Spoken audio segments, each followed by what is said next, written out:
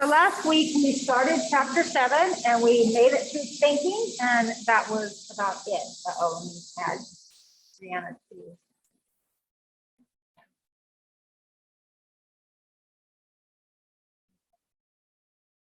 Today we're going to talk about intelligence and language. So you already saw this definition last week. The ability to learn from one's experience, acquire knowledge, and use resources effectively and to adapt to new situations or solving problems. Adaptation is super, super important because that's what is not only is it part of intelligence, like that's going to help us survive, but in the modern day world where intelligence is measured by, say, academic success or financial success, it's what allows us to, like, go to high school and look around, or even grade school, and say, hey, this is really fun, but if I want to get into good college or get into this trade school, I'm going to need to do this, that, and the other. It's our ability to adapt to the demands of a structured environment that we might not like that much, right?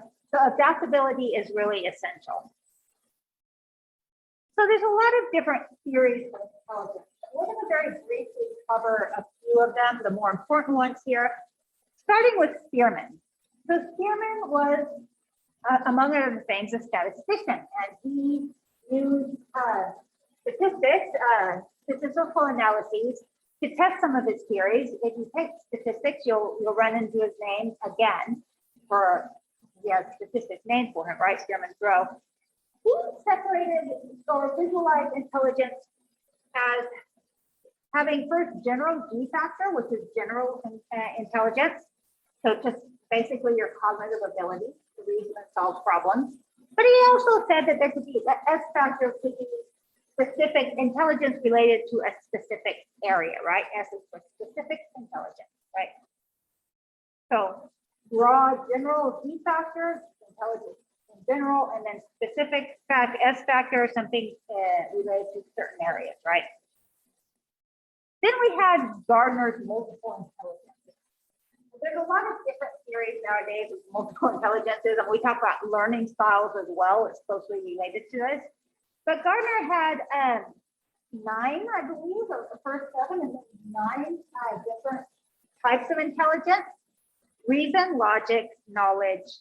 We're going to see all of them right now. So Gardner's 9 intelligences. So let's look up here. The first is verbal linguistic. And really used language. So if you guys have taken the SAT, which I believe is what you take here, you have the verbal section pretty much test that. Supposedly, the people who most benefit from having high verbal or linguistic intelligence, writers, speakers, anyone who uses words, right? Let me see who came in here, Juliana. Before I forget.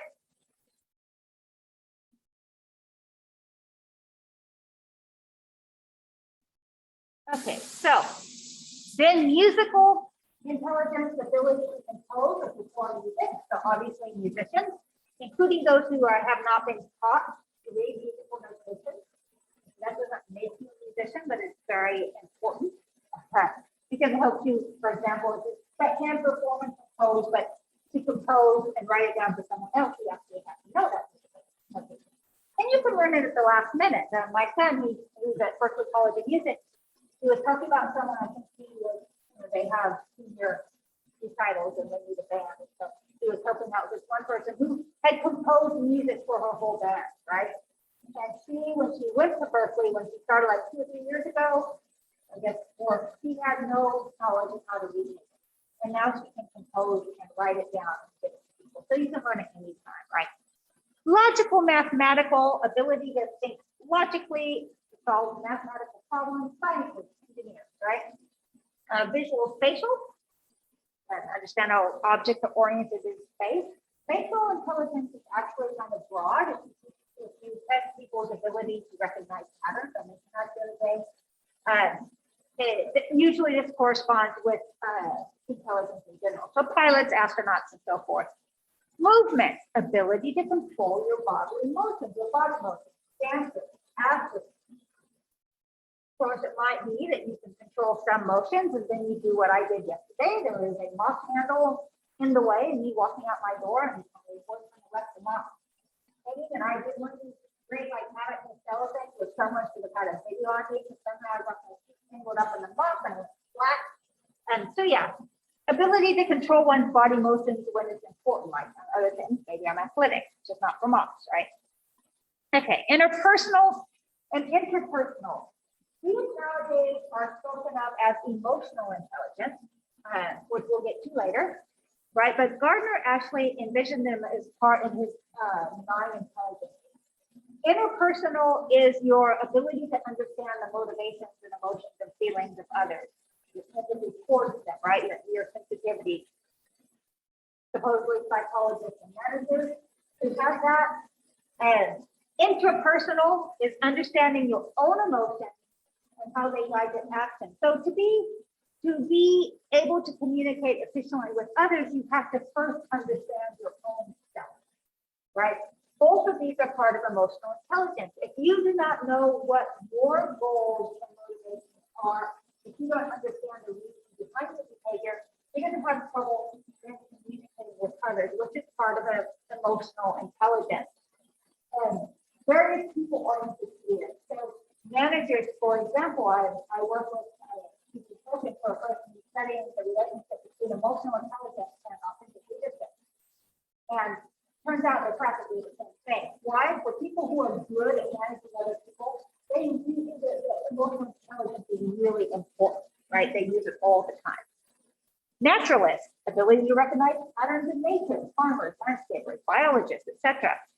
And then this, supposedly candidate intelligence, existentialists, or philosophers, right? The thinkers, the ability to see the big picture of human events, asking questions about life, death, and so forth.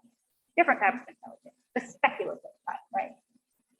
So, moving on.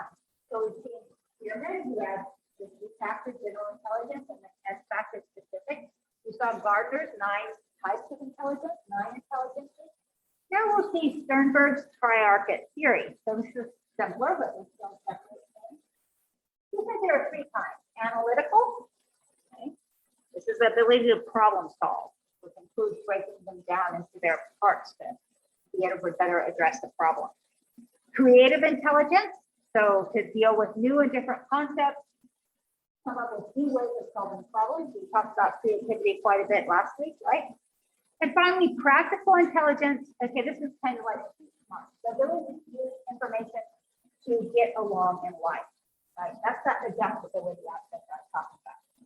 So it's what allows you to look around and say, hey, okay, maybe I don't love this, or maybe it doesn't look great, but I'm going to do it because it's better for me to reach my goals, right?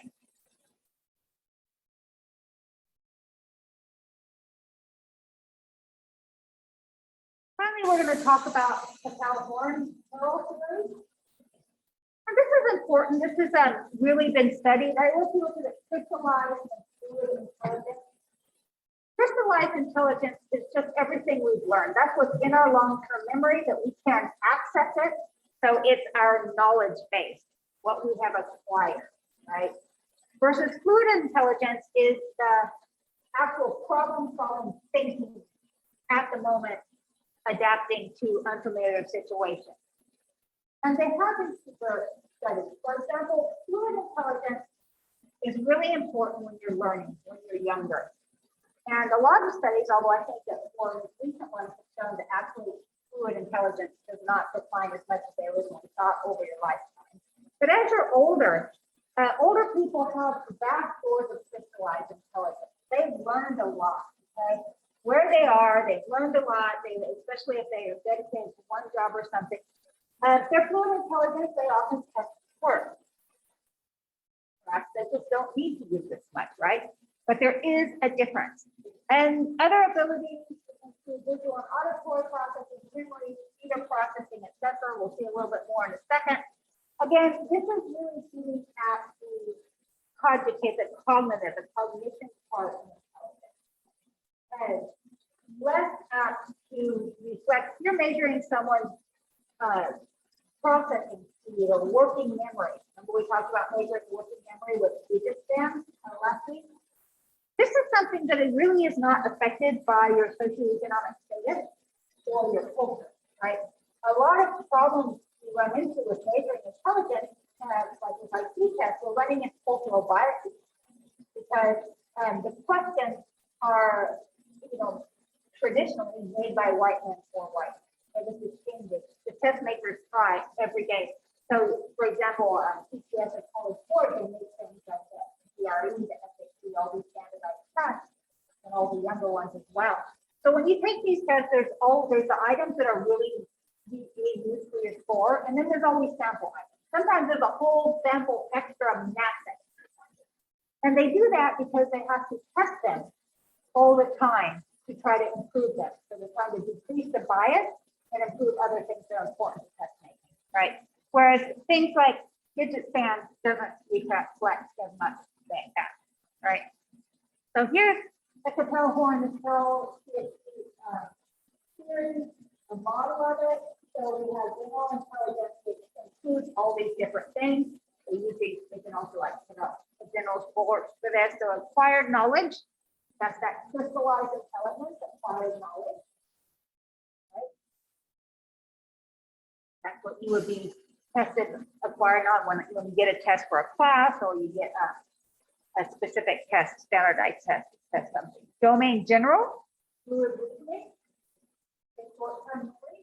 So short-term memory has been positively correlated with other tests of intelligence. We know that people who can hold more in their short-term memory tend to be better at different analytical skills, problem solving, so forth. Long-term storage, sensory motor domain, your visual processing, and so forth. It's basically reactive time. So anyway, this is their model. And then finally, neuroscience. So we talked about neuroscience in chapter 2, so biological psychology. As we have, as technological advances have made it possible for us to image the brain more accurately, for example, with fMRI and so forth, there has, been more focus on ways that we can actually see intelligence or measure it within the brain. And parietal frontal integration theory, your frontal and parietal, the parietal is up here, okay, so prefrontal cortex, those areas of the brain play a really important role in thinking, right? Function, right? So that is related to intelligence as well. But of course, there's other parts of the brain. And as we spoke of before, our entire brain is needed, right? The pathways that we form by learning some things and not in others, those are going to be very closely involved with our crystallized intelligence and even our fluid intelligence, because our responses for something are sped out or not according to whether or not we have used and strengthened those pathways in our brain. Okay, any questions? So we're going to have a little discussion. You guys online, it looks like there's 4 of you now, so I'll put you together and you guys can do a 4 and 3 groups. I want you to talk a little bit more, about intelligence. I have thrown a whole bunch of theories at you. Are they useful? What do you think of these different theories? Do you think one would be more useful than another? Is being smart, being intelligent, right? What kind of problems are there with testing? Okay? What kind of things could be threats to it? Let's just talk about intelligence, what it means to you. Go ahead, you guys in class, stand up and make yourself in 2 groups, 3 or 4. I'm going to set up a group here and you have 5 minutes.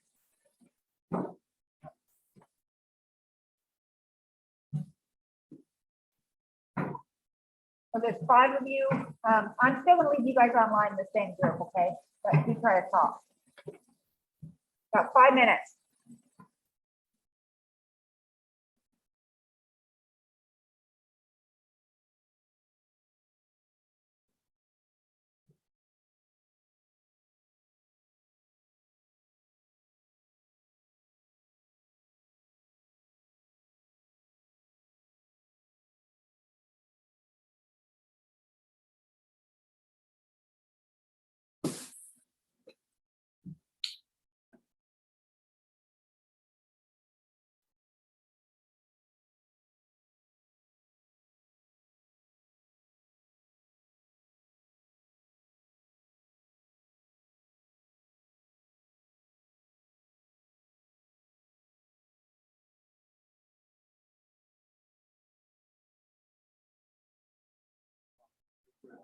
So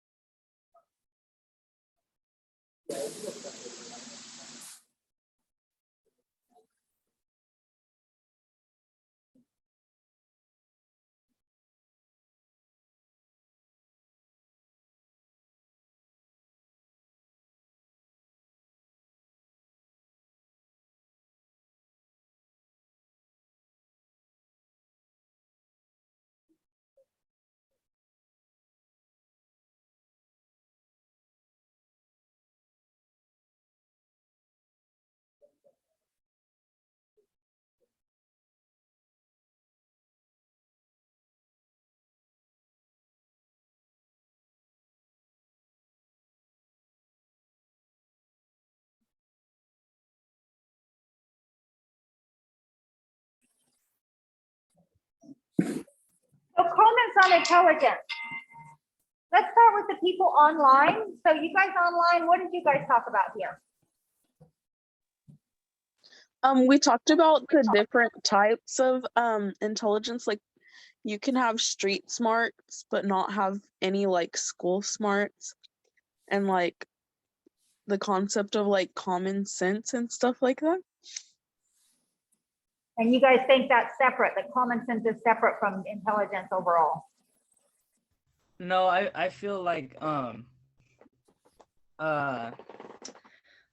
like she just said, I think there are different types of intelligence, but I was saying, for example, like I'm sure we all know people that are the smartest in the classroom, like 4.0 GPA, but like common sense wise, like they're just not making any good decisions at all.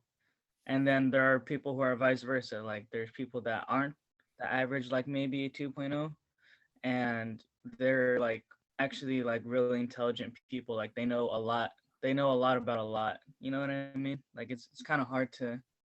Yeah, no, that makes sense. They know about whatever their realm of interest is that they bothered to learn about, but they haven't bothered to learn about academic stuff for one reason or the other. Absolutely, that's true. Good. Any other observations on the online people? You could talk. There, that was Darius. Darius lifting up a hand, or that was just a hand. Okay. How about you? Go ahead. No, I was just saying, like, I was giving it like a okay, like a. Oh, okay, fine. How about you guys out here? What did you guys talk about?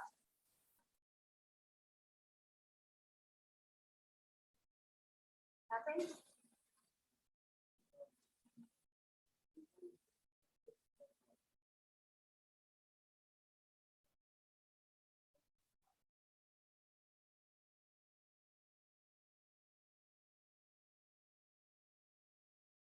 Okay, so the being smart is able to apply what you've learned, intelligence you've learned. So that would be like crystallized intelligence, and what you've already learned to the situation at hand. Good. So that'd be kind of like the immediate use of knowledge in a specific situation. Yeah, good point. That's definitely an important part, kind of like the common sense thing. That is, again, being able to adapt to the situation. It's that adaptability. Common sense is basically recognizing what's important at the moment, versus things that really aren't at play at a certain time, right? Similar to street smarts, I guess. Good. Any other comments on here?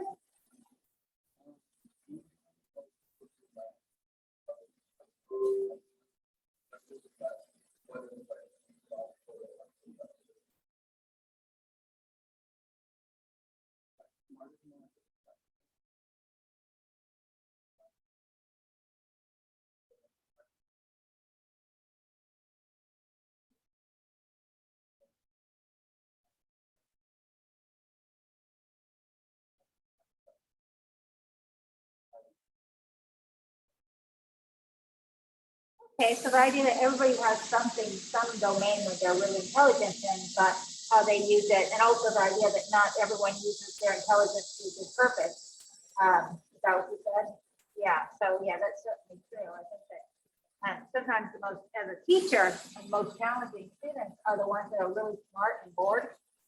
Getting all sorts of trouble. I, as a student, was just like that. Even as an older person, I went back to school when I was like almost 40 or something.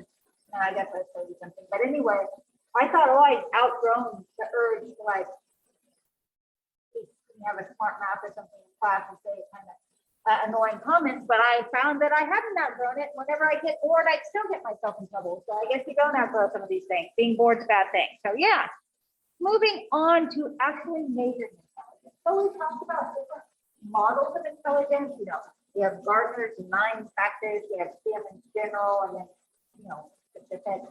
How do we actually look at the relationship of people's intelligence with other things, right? We have to measure it in some way, right? Usually we talk about IQ, intelligence quotient. And this is basically you divide your mental age by your chronological age. And then you multiply that by 100. So if your mental age is the same as your chronological age, so say you're testing children and you test a 10-year-old and you find that perfect, just like a 10-year-old, 10 divided by 10 times 100 is 100, right? So they have and that's considered to be the mean or average intelligence is 100, right? Whereas if it's a 10-year-old who tests as if they were a 15-year-old, you're going to get super intelligence, 150, right? So Stanford Bennett intelligence scales yield an IQ score. Intelligence IQ really started in France and then came to the United States. Stanford Bennett is like the US version. They allow you to compare your intelligence of people from different age groups, right? Wechsler intelligence test. Okay, these have various scores. They have scores for verbal, perceptual reasoning, working memory, and processing speed. And then they also give an overall intelligence score, right? So you're kind of a little bit getting at the speed model, you get to that processing speed. The Wechsler tests they have for adults, children, and very small children, okay? All different. And here's some sample items of the Wechsler adult test. So verbal comprehension, you're going to have to look at similarities, in what way are a circle and a triangle alike, and what way are a saw and a hammer alike. So this is kind of, just analogies on the SAT, which I don't think they do anymore, so that's why I don't know. Vocabulary, okay, but it sounds like what's a hippopotamus, right? Information. Information is stuff of who wrote Tom Sawyer. Can anyone tell me who wrote Tom Sawyer? Online people, who wrote Tom Sawyer? Oh, you guys, Mark Twain, okay? But the fact that you didn't know that, is that a sign that that you are therefore less intelligent than if you know it? No, of course not. It's just whether or not you have that little bit of information. And intelligence tests all together seem to measure something else beyond intelligence. And sometimes that something else is culture. Sometimes it's socioeconomic status. We'll talk about that in a minute. Okay, moving on, perceptual reasoning. They look at matrices. We'll look at an example of that. You have to look at like figures and decide what would best complete it. Visual puzzles, okay, just perceptual reasoning. Is that spatial intelligence there and pattern recognition? Working memory, you can test it with the digit form. We talked about that. That's a really good, and there's other tests that are similar of it. Arithmetic, 3 women divided 18 golf balls equally amongst themselves. How many golf balls did each person receive?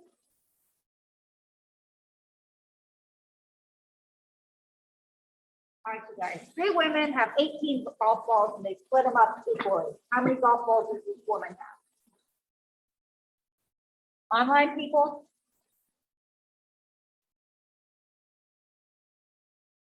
What's 18 divided by 3? Yeah, go ahead. Isn't it 6? Yes, 18 divided by 3 is 6. You guys all know that 18 divided by 3 is 6. The problem here is there's all those words. And these aren't even difficult words.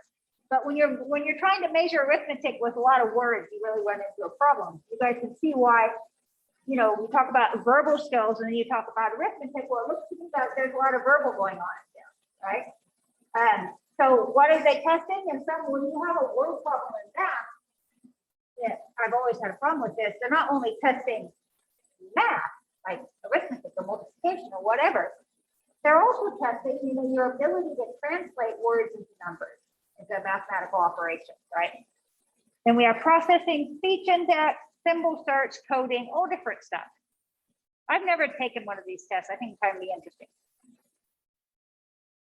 Okay, so how do we tell if a test is good or bad? I kind of mentioned a bit that there could be cultural bias, and we'll talk a bit more about that in a minute. But statistically speaking, so a person who is an expert in test design, and testing is a psychometrician. A measurement is called psychometric. Psycho from measuring mental stuff, metrics to measure, right?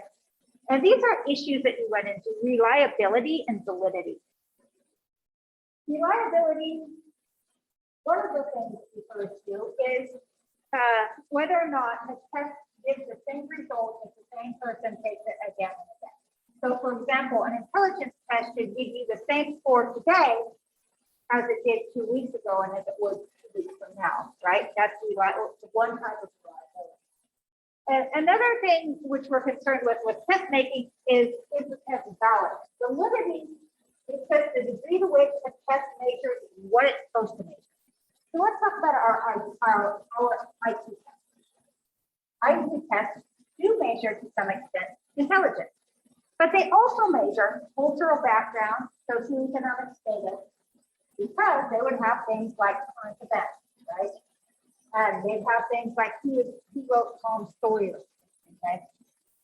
This isn't a measure of how quickly you can adapt to your environment, how quickly you can think. It's a measure of whether or not your family exposes you to news and current events, and has you read, and maybe have you run into something like Mark Twain works. So it's measuring intelligence, but it's also measuring some kind of cultural bias, socioeconomic status, and so forth. It was made by white men for white men originally. Now the testing companies really try to fix that. But these are two issues in test construction.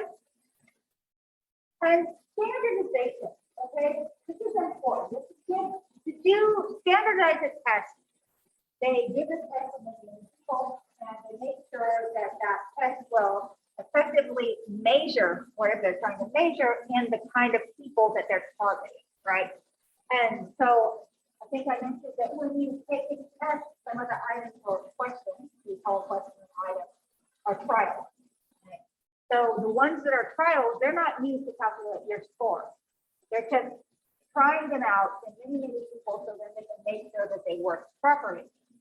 And norms, okay, those scores and standardized groups, okay, most intelligence tests follow a normal curve. So we can see so you online people can see here too. Oh, I guess I don't have a scroll here. You see this normal curve in the middle is the mean. Okay.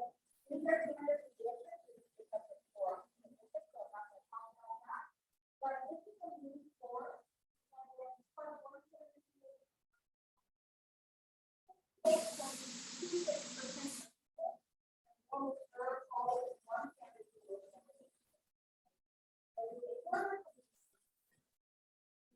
More like this one is more intelligent, positive scores. So 95, over 95% of people fall within 2 standard deviations. This is a normal curve. Here it is again. There's another normal curve with IQ tests on it. So, for example, we have the electrical IQ, and you see it's 100. They make it that way, okay? They set the mean to be 100. 100%. I think that's how I talked about mental age over chronological age. And if you have the same mental age as chronological age, it's going to be 100. So they keep it that way. They need it 100, right? And then traditionally, generally 15 is the standard deviation of IQ test. So here we have a 16 here, but let's look over here. Deviation scores are measured intelligence that schools with IQ normally distributed around the mean of 100. Deviation is just the difference between a given score and the mean. Okay. Again, I'm not teaching statistics, but we'll think of it that way for now. So if your standard deviation is 15, if a person has 130 IQ, they are 2 standard deviations above the mean intelligence. So that's pretty intelligent, right? IQ of 70 is 2 standard deviations below the mean. Remember, between those two scores, plus or minus 2 standard deviations, we have 95% of all people. Right? So what about those extreme scores? Those scores are very low or very high. Oh, we haven't gotten there. Those we'll talk about this in a minute. So did that test cultural bias? So we try to make culture-free tests. Okay. Tests, like I said, were originally made by white men for white men. So over the years, we try to make them better at measuring people's intelligence when those people are not white men, right? They're working on that. How useful are IQ tests? Yes, they do predict, that means they're positively correlated, academic success and job performance. Well, you can see why. You will see the same kind of questions that measure your academic ability are also measuring your IQ, right? They also allow us to gauge the result or the effects of head injury, etc. So neuropsychology. They let us put a number on things to know whether or not people's intelligence has been affected by a head injury, for example, how learning disabilities are related to different things, and so forth. So on to those different ways. So we talked about cultural bias. One way to avoid the cultural bias and make tests estimate IQs of different ethnic, cultural, racial, etc. groups is to use tests that have no words. And we saw that, 18 divided by 3, putting all those words, it's confusing. A better test is something that just has people use their ability to reason. So Raven's progressive matrices is a test that's designed to gauge intelligence without cultural bias, and it's also applicable for people who cannot read or write. Okay? What you have to do is figure out which image to use to replace what you have for this gap. Sometimes it's which one should come next in series. So have a look at this. Which image to be used for that gap? One, online people, do you guys know which one it is?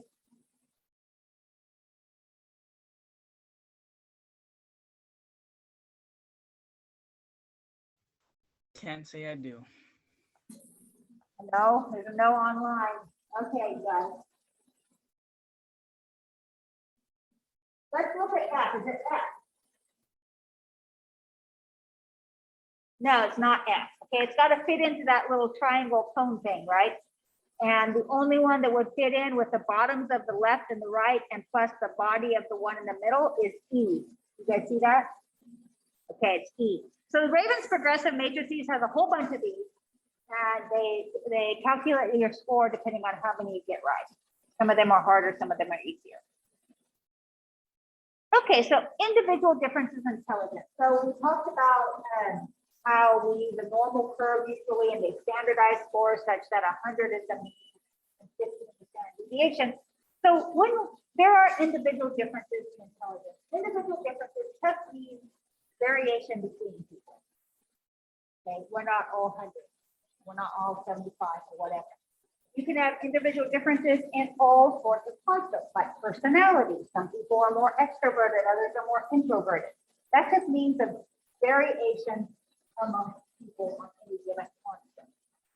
So remember we had the high and low scores. Below two standard deviations below the mean. So 2 standard deviations below the mean was 70. 15 times 2 is 30, 100 minus 30 is 70. If your IQ falls below 70, you are considered to have an intellectual disability. This was previously known as mental retardation, developmentally delayed. The jargon changes, right? What we're allowed to say or consider or changes over time. But right now we talk about intellectual disability. Adaptive behavior is severely deficient for a person of a particular chronological age, right? Think about it this way. Remember we talked about how IQ is mental age over chronological age. So if you are, 10 and if you're 10 mentally and physically, you have 100, the average, right? If you're 15, it's bigger. Some people just simply don't develop beyond a certain mental age. So even if chronologically they might be 50, they might be stuck at 7, right? At age 7.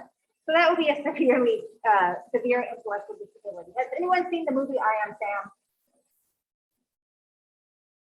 It has Sean Penn playing intellectually disabled adult raising his daughter who's normal. Really cute movie. Anyway, he is stuck at age 7 more or less. So it's very hard for him to function. And he has a lot of trouble adapting. He learns, he works at Starbucks, he learns to live alone and take care of himself and his daughter. But he gets very flustered when something happens that's out of his experience, out of the normal, because his ability to adapt is severely limited by his mental age. So what about the other side? So, we're not there yet. Intellectual disability causes. It can be pretty profound. It can be mild. Causes are all sorts, okay? Sometimes this is genetic disorder. Sometimes you're just born that way, deprived environment, toxins, lead, different toxins. So lead, exposure to toxins in critical periods growing up, which we'll talk about that in the developmental chapter, that can affect the intellectual ability of the child or the baby, right? Alcohol. Parents with alcohol, you have fetal alcohol syndrome. You can also, alcohol can actually make you less intelligent if you imbibe too much of it. Deprived environment, not only about diet, that is really important, but also exposure. Okay, if people do not receive human contact, if children do not, and babies don't receive human contact, they're going to have issues later on. If they do not learn speech by a critical period, they will never develop speech. Okay, and we'll talk about that in a minute. Okay, now we get to the other end of the spectrum. So we saw below 2 standard deviations below the mean was intellectually disabled, 2 standard deviations and more above the mean is gifted.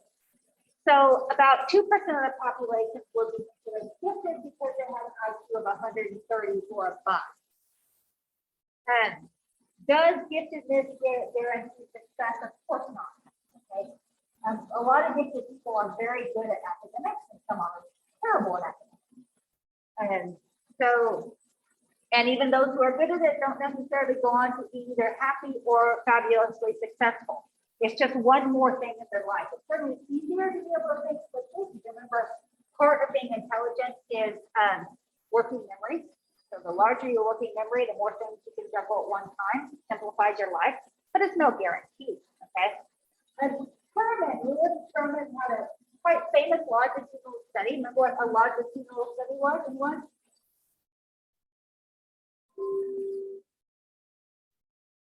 It's a type of research design, okay, where you're following the same person, measuring them repeated times over their life. So that, for example, Sherman study, he identified gifted children and then followed what they did in their life, okay, until they grew up. And mostly people who are gifted do have successful lives. Now, how you define that kind of is problematic because maybe you're a successful artist, maybe you're living in a cabin and working for Fish and Game or something. So how do you measure success? How do you measure, a lot of this is really complicated, but the bottom line is giftedness does not guarantee happiness. It doesn't even guarantee success. Identifying gifted people can be difficult in schools. They have gifted and talented programs, which are great because they expose your kids to more stuff. But they use tests that are flawed to identify gifted and talented kids. Now they usually accept people who have a big talent, like as a musician or whatever, or an artist. But anyway, it's measuring is always problematic. So moving on, emotional intelligence. I mentioned before how interpersonal intelligence, which was two of Gardner's types, remember? Those kind of are what emotional intelligence is. And emotional intelligence refers to your self-knowledge, the awareness of your own emotions and intentions and so forth, and the ability to use your emotions productively, okay? And it's also to understand the emotions, intentions, feelings, etc. of other people. These abilities enable you to be socially skilled. So that can translate into being a really effective therapist or manager. It can also translate into the ability to manipulate people, right? There's nothing good or bad inherently about emotional intelligence, just like there's nothing good or bad inherently about other kinds of intelligence. What you do with what you learn and has been given is one thing. Okay? What it is something else. So emotional intelligence, ever since they started thinking about it, like before, has been viewed as like an alternative to IQ or traditional intelligence. It's not, okay? People who are emotionally intelligent tend to also be intelligent in more things, right? It is viewed as a powerful influence on success. So if you're good at other people and yourself, it's going to be easier for you to live in this world and be successful because you cannot work and live without relating to other people, right? So it's a very useful ability, okay? It includes the ability to manipulate. So very useful. So how much of intelligence is nature and how much is nurture? Now we've already touched upon the nature versus nurture issue. Okay, how much is due to genetics? How much is due to the environment?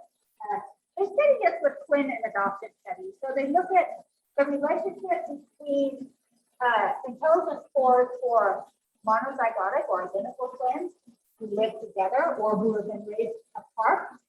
Okay, because they're adopted or whatever, versus fraternal twins. So monozygotic or identical twins share 100% of their genetics, right? And fraternal share half, like any brother and sister, no more than any brother. So heritability of IQ is estimated about 0.5. Okay, half of your IQ is due to what you were born with, your genetics. The rest is due to the environment. With that, IQ scores have been steadily increasing over time in modernized countries. They didn't, they keep the test scores, so we still have 100 as the mean and so forth, but are we getting smarter? Or is the testing different? Does this having a cell phone make us smarter or dumber? There's a lot of interesting questions we talked about here. And again, the one other thing, the bell curve. So the bell curve is that normal curve that I showed you with the distribution scores being, 95% of the t-standard deviation of the mean. The bell curve was a book that's been very, very criticized because it claims that intelligence was largely inherited and they made some other claims that were stereotype threats about race, etc. Okay, so here we have an example of the correlation between IQ scores. On the right, identical twins raised together. You can see the correlation between their score is about 0.85, right? On the left, you can see nature's influence, so that's higher. And then nurture's influence will be when you compare identical twins raised together versus identical twins raised apart. So even though on the left, you see that identical twins raised together, they are more intelligent, share more of their intelligence than fraternal or twins raised together. But you can also see that if identical twins are raised together, they have a closer intelligence than if they're raised apart. So there's evidence for both nature and nurture here. You notice that the least is random sample unrelated individuals raised apart. Okay, their intelligence, their IQ scores are not related. There's no reason for it. So you do need some genetic component. Any questions? There's more, I don't need these, this kind of clarifies. We're looking at whether things are raised together or apart, so we see The overall, the identical things are more similar, but living together or the environment is also very important. You can see unrelated individuals together, they share, looks like about 2.25 correlation. Okay. Any questions on intelligence? Things to think about. There's different models of intelligence, which that's part of what you need to learn for this course, right? But then you think about is what does that mean? What are the problems with testing it? Okay, how can testing and identifying some people as intelligent and some people as less intelligent? What kind of repercussions can that have? It came up in my class earlier today that some people, felt very insecure about their intelligence.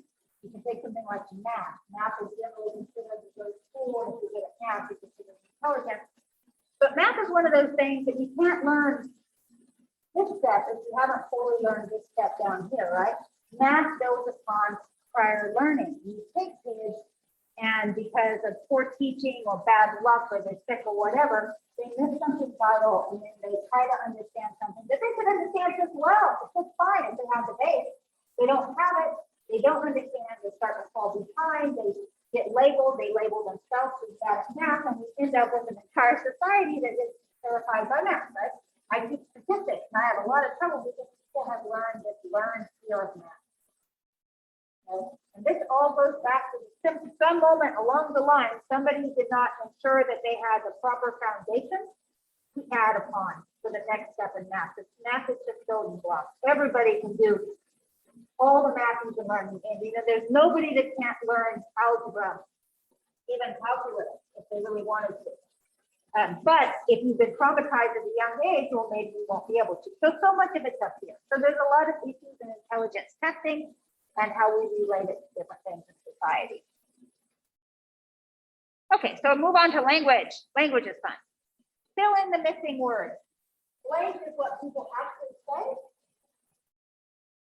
Blank is the understanding of the rules. So what people actually say is speak. That's me moving my mouth all the time. And everybody else, right? Language is understanding of the rules of what they say. Actually understand that communication and how it works. So let's look a little bit at this. So here's your textbook definition. Now you've seen this definition already. I shared it to you last week. A system for combining symbols such as words in it. So an unlimited number of meaningful statements can be made for the purpose of communicating.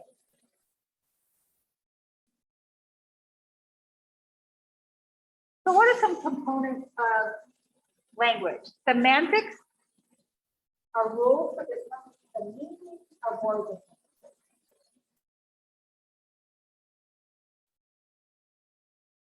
So that's what is allowed within a language.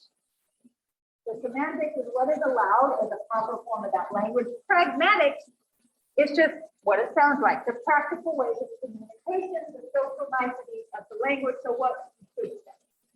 Semantics is about what you can say and still be within the language. Pragmatics is what you should say in a given situation. Does that make sense?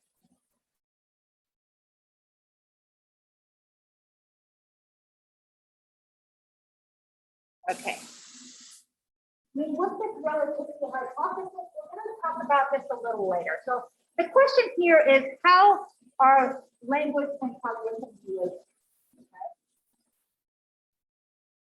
The linguistic relativity hypothesis theorizes that language controls thought.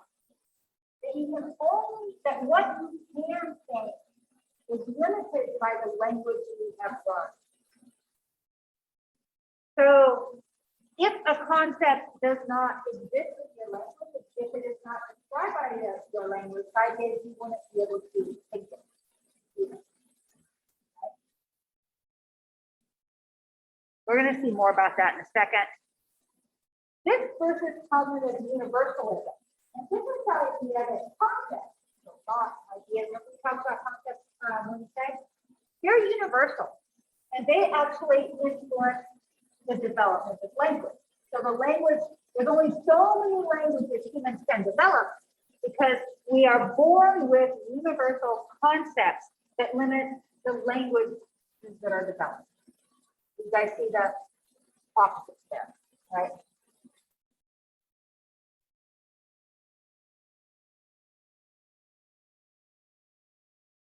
So how does language work? Grammar. You guys have heard of grammar, right? That's just the rules governing the structure and use of it.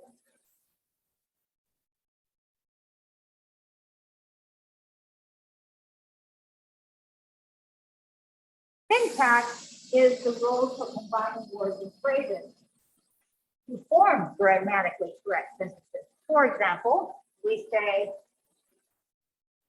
I like popcorn. Right? We don't say popcorn I like. If you're speaking in Spanish, we say, me gustan las palomitas de maíz. Me gustan las palomitas. So we say, how would you even say that? It's like popcorn seasoned meat, except for the order is messed up, right? So each language has different rules about syntax. In English, we always use every pronoun, right? He went to school. Or somebody might say, well, where's that? You can say, he went to school. And you can't say went to school. It would be incorrect, right? French is the same way. You need that P. Spanish, you can say well, you don't need the P. So these are all examples of syntax about the way we can move, and it's also where the words are located. For example, we never start a sentence with a verb in English, but you can do that in Spanish. Right. Okay. Phonemes is the smallest unit of sound considered part of the language. So let me think. Systems, so it's not actually, they don't have to have any meaning themselves, so or whatever. Morphemes is the smallest unit of sound that actually conveys meaning. So part of a word or a word that conveys meaning, that has meaning.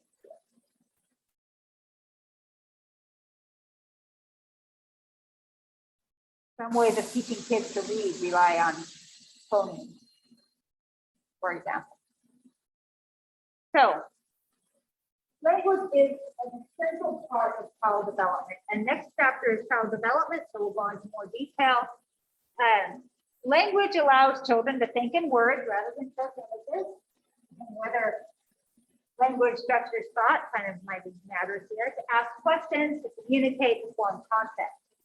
Child-directed speech, you guys know that people talk about baby talk. I think baby talk. Good baby talk. Fireplace, repetition, sing songs. People do that to their pets all the time. I find that really annoying, but you know, everybody does it, except for not everybody. But I didn't use a lot of child-directed speech, but it actually is really important. Studies have shown that babies benefit from child-directed speech. They look at the caregiver more frequently. It helps them learn language. So it's actually a good thing. We'll talk more about that next week. So stages of language development is like a little introduction for our next topic. Actually, not next week, next Wednesday, because remember we're at this weird middle of the week thing. Cooing, that's the first noises babies make about 2 months old. Just like vowel sounds. Babbling, they start adding consonants to it, and they do a lot more blah, blah, blah. They can babble and actually mimicking the speech patterns of adults, all babbling. Then they speak with one word. And so, you know, one word, the first sound, babbling, you add consonants. Telegraphic speech is when they start to make grammatically incorrect simple sentences. Only the meaningful words are used. So, mommy, go. Okay. Doggy, come, or whatever, not the dog, right? And finally, whole sentences. Now, some children kind of late developers for speech, it might start with closer to whole sentences, but most go cooing, babbling, one word, etc. Okay. So, how do we learn language? Remember chapter 5, remember Skinner. They believe that language, like everything, is learned through imitation of association, communication, social learning theory, association of the classical conditions, and reinforcement is operant conditions. Okay, but it's all through that kind of stuff. Okay, nativists just believe that we are predisposed to acquire language. Okay, that we are already born with a universal grammar. Okay, or a universal tendency to acquire things, right? Psychologists think it's a combination of, okay, you cannot, doesn't matter if you're born with the ability to acquire language, if you are never exposed to language, you won't acquire it. Right? Clearly, we have many different languages, so there's not some kind of single inborn trait. They know from a few children who have grown up without access to language. I think there's one in Nicaragua not so long ago, that if you miss this critical period of language development, the person will never develop language skills normally. And I can't remember exactly what age it is, but I think in like 4 or 9 or something like that, pretty young childhood. If you're not exposed to language, you will never fully develop a language. So yeah, you're born, but if you're not exposed to it, you also have to learn it, right? You also have to learn that language. So which developed first, language or thought? So I already mentioned the linguistic relativity hypothesis and cognitive universalism, but to better understand why this matters in terms of humans and development, we have to look at two of our big child development spheres that we're going to meet on Wednesday. And Piaget thought that concepts happen first, and then we're based on those concepts, and we'll talk about that in language development. So for Piaget, thought comes first and then language, and then we have Vygotsky. He thought that language is essential in helping children actually develop those concepts to understand their own behavior and thoughts. So for Vygotsky, language shapes thought. Okay? And then we have the linguistic relativity hypothesis, also part of what Sapir. We'll look at that in a minute. So, linguistic relativity, there is some evidence of language influencing at least thought. Maybe not determining it, but yes, influencing. So, for example, if you tell people see the figure on the left, okay, if you try this thing with glasses, so this is actually what they, when you show it to them and you ask them to draw it later or identify a different similar one. If you suggest eyeglasses, they're going to think it's eyeglasses, right? If you find someone who thinks about trees, if you don't think they're going to identify it as trees, right? If you find them to think about gardening, they might also think they just identify as flowers. The point being that with ambiguous figures, the language you use to describe it, or if you find people to say one thing or the other, will affect the way they identify that ambiguity. Does that make sense? Okay. Also called the Sapir-Whorf hypothesis. There's a couple of cool science fiction books that kind of really go into this. One is Neil Stephenson's Snowcraft, and the other one is Samuel Delaney's Babel 17. If you're interested, it's pretty fun. Okay, almost done here. What about animals? Who thinks that animals have some kind of language? So we got a couple of people here. Yeah, 3 new online people. I don't have a way of pulling you. I need to set up polls for this.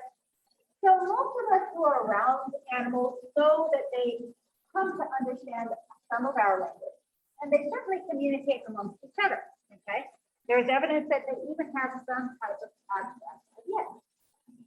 There are people who seem to kind of reject this. I shared on YouTube a video of a raven talking. I don't know if you guys know how ravens talk. There's also these clicking and weird noises. I labeled it.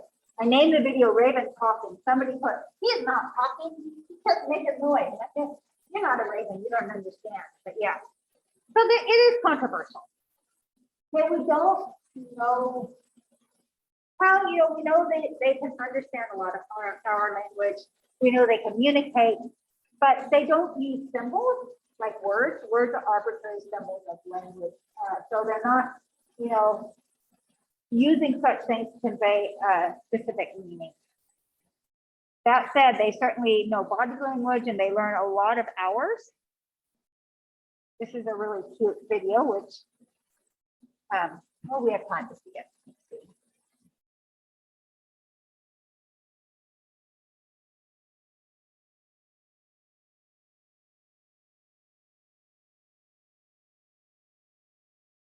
So you think your dog is smart because he can sit, stay, or fetch? Well, each chaser, a female border collie with the largest vocabulary of any human dog, an astonishing 1,022 nouns. Zero with their owner and trainer John Kelly and Allison Reed co-authored a study on chasers. One chaser mentions in you.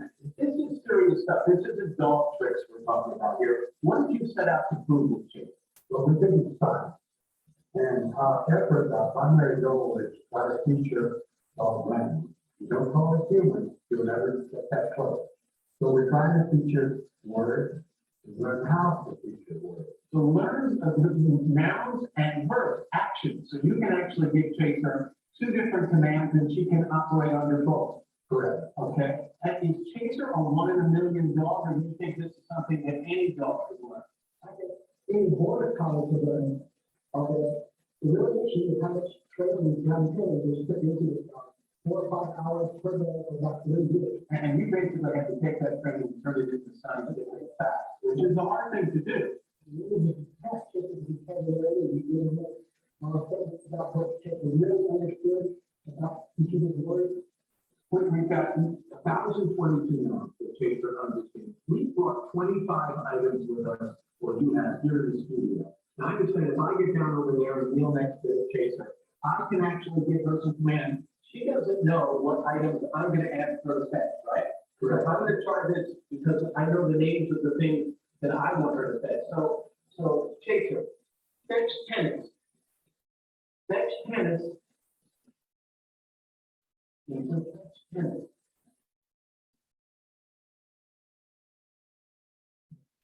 Fetch tennis. Put it in the tub. In the tub. In the tub. You know, she's using my voice, but she's really never heard the voice. Good girl. In the tub. In the tub. Good girl. All right. Chaser. Fetch peppermint. Exactly what the peppermint is. The peppermint goes in the tub. Chaser. Fetch SpongeBob. Fetch SpongeBob. SpongeBob's not out there. No, there it is right here. Oh, here's SpongeBob right there. She sees better than I do. Okay. Chaser, income. This is incredible. What else do you want to learn from Chaser? What else can you accomplish with her? Please tell us. You're good at that. We're going to get to this. For example, this is every nothing. And do you think can we learn something real quickly about human learning from this? It's hard to learn you can apply to humans, and trying to understand what dogs understand when we're talking to them and how expensive their vocabulary can become if they're given a different training. There's a lot of progress there. That's just good. This is real science. Okay. Thank you very much, Chaser. Okay, so very smart dog, and anybody who has dogs, you know that they don't necessarily obey the commands of other person. At least understand that's great. There's a lot of border collies know a lot of it's a smart breed of dog, or maybe it's just a dog that's adapted to humans more. Because some dogs will say, oh, they're not so good, they're not so smart. Maybe they just don't see the point in catching them, right? It's similar for humans. Are people more intelligent and do well intelligence tests, or are those the people that see the point in making an effort? Right. Okay, so a few more things.